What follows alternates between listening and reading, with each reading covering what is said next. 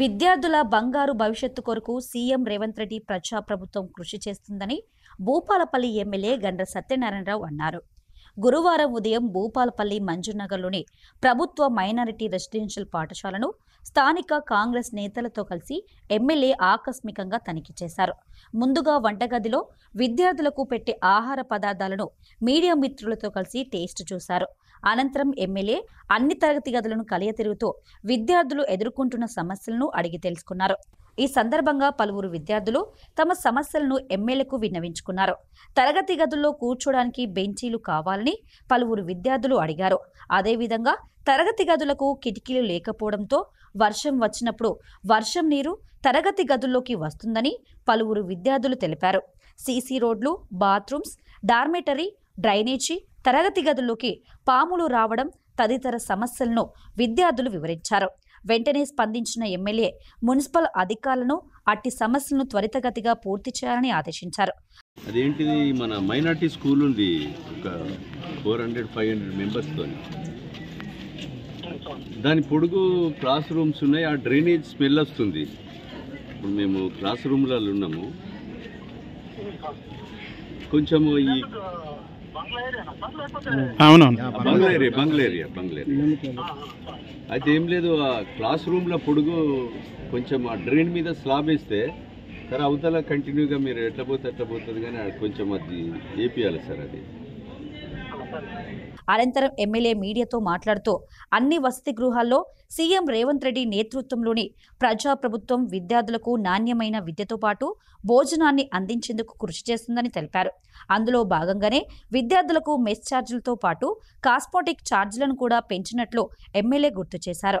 విద్యార్థులు చక్కగా చదువుకొని ఉన్నత స్థాయికి ఎదిగి సమాజానికి ఉపయోగపడే విధంగా ఉండాలని సూచించారు. ఈ కార్యక్రమంలో ఎమ్మెల్యే వెంట పలువురు ప్రజాప్రతినిధులు, పట్టణ మాజీ కౌన్సిలర్లు, కాంగ్రెస్ ముఖ్య నేతలు ఉన్నారు. మైనారిటీ స్కూలు, జూనియర్ కళాశాల గతంలో ప్రైవేటు భవనాల్లో, అద్దె భవనాల్లో ఏదైతే అరకొర వాష్రూమ్స్ లేకుండా రూములలో టైట్ ఉండేటువంటి పరిస్థితి ఉన్న పరిస్థితుల్లో ఇక్కడ ఈ గవర్నమెంట్ పాత కలెక్టర్ ఆఫీస్లోకి మైనార్టీ స్కూల్, జూనియర్ కళాశాలను మార్చడం జరిగింది. మార్చేసి 87 లక్షల రూపాయలతో వీళ్ళకి 16 రూములతో ఒక క్లాస్ రూమ్స్ కూడా వేసి ఆ కలెక్టర్ ఆఫీస్ బిల్డింగ్ ఏదైతే ఉన్నదో మనకు రెసిడెన్షియల్ ఏదో పడుకోవడానికి పిల్లలకు కిచెన్ కానీ అనువైనటువంటి స్థలాన్ని ఎంపిక చేయడం జరిగింది. అయితే ఇక్కడ ఈ పిల్లల్లో మరి ఈ బీఆర్ఎస్ వరకు ఏం పని పట్టలేదు. వానికి అధికారం ఉన్నప్పుడు ఇవన్నీ గుర్తురావు. పిల్లలు రోడ్డెక్కి ధర్నాలు చేస్తే గుర్తురాదు. 10 సంవత్సరాలలో అద్దె భవనాల్లో ఉంటే కనీసం సోయి లేదు వాళ్ళకు. ఆ యొక్క పర్మనెంట్ భవనాలు ఇవ్వాలనేటువంటి ఆలోచన లేదు. మేము ఇది రోజు ఇదే మైనార్టీ స్కూలు, మైనార్టీ జూనియర్ కళాశాల, గురుకులాలకు 200 కోట్ల రూపాయలు ఏదైతే గత పాలకులు నీతి నిజాయితీ చెప్పేటువంటి వ్యక్తులు ఆ భూమిని తీసుకుంటే రిటర్న్ తెప్పించేసి దానిలో మనము ఈరోజు ఇంటిగ్రేటెడ్ ఇంటర్నేషనల్ స్కూల్ను మంజూరు చేశాం. టెండర్లు కూడా పూర్తయినాయి. అదేవిధంగా ఆ టెండర్లు భవనం పూర్తయ్యే వరకు ఇక్కడ మనము వీళ్ళకు ఉన్నటువంటి ప్రాబ్లమ్స్ ఏదైతే ఉన్నాయో చిన్న చిన్న ప్రాబ్లమ్స్ అన్నీ కూడా వీళ్ళకు ఏదైతే బ్యాక్ సైడ్ చెట్లు ఉండి స్నేక్స్ వస్తున్నాయని, అదేవిధంగా ఈ యొక్క షెడ్లలో మన వర్షం పడ్డప్పుడు చల్ల వస్తుందని, అదేవిధంగా ఈ డ్రైనేజు ఇల్లందు గెస్ట్ హౌస్లో ఆ డ్రైనేజ్ స్మెల్ వస్తుందని చెప్పడం జరిగింది. ఈ 3 విషయాల్లో మేము ఇమీడియట్గా రియాక్ట్ అవుతాం. అదేవిధంగా వీళ్ళ పిల్లల క్లాస్ రూమ్ రావడానికి ఇబ్బంది అవుతుందంటే సీసీ రోడ్ వేసాం. అదేవిధంగా వీళ్ళకు షెడ్లు కూడా పూర్తి చేయడం జరిగింది. ఇక్కడ వాటర్ ప్లాంట్ ఇచ్చాం, గీజర్స్ పెట్టాం. అదేవిధంగా మినరల్ వాటర్ ప్లాంట్ ఇచ్చాం. ఇంకా కూడా క్లాస్ రూమ్లలో కొన్ని టేబుల్స్ కావాలని అడిగారు. ఎవరైనా దాతల సహకారంతో మీరు దాతలు ఎవరైనా ఇచ్చేటువంటి దాతలు ఉంటే ఈ భూపాలపల్లి జిల్లా కేంద్రంలో నియోజకవర్గ పరిధిలో ఉన్నటువంటి ఎన్ఆర్ఐస్ కానీ ఎవరైనా ఉంటే మీరు ఈ మైనార్టీ స్కూల్, జూనియర్ కళాశాలతో పాటు అదేవిధంగా కేజీబీబీ ఇంకా సోషల్ వెల్ఫేర్ మోడల్ స్కూళ్ళల్లో కూడా క్లాస్ రూమ్ బెంచెస్ లేవు, మీరు డొనేట్ చేయవలసిందిగా నేను ఈ సందర్భంగా తెలియజేస్తున్నా. ఎవరు ముందుకు రాకపోతే మేమే స్వయంగా ఈ 100 బెంచెస్ను కూడా కొనుగోలు చేసేటువంటి కార్యక్రమం కూడా మరి ఇప్పిస్తామని సందర్భంగా తెలియజేస్తూ మీరు అర్థం చేసుకోవాలి, ప్రజలు గమనిస్తున్నారు.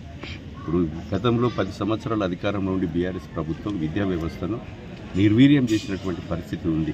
ఈరోజు విద్యా వ్యవస్థను పటిష్టం చేసే కొరకు ఈ రాష్ట్రంలో మరి డిఎస్సి నిర్వహించి 11,000 మందిని ఉపాధ్యాయ పోస్టులు నియమించి ప్రైమరీ స్కూల్స్, హై స్కూళ్ళల్లో ఈరోజు మరి ఉన్నటువంటి సమస్యలు కూడా వాష్రూమ్స్, బెంచెస్, ఫ్లోరింగ్, అదేవిధంగా ఇంకా ఇతర సమస్యలను కూడా తీర్చి ఉపాధ్యాయ సమస్యలను కూడా తీర్చడం జరిగింది ఈ ప్రభుత్వం.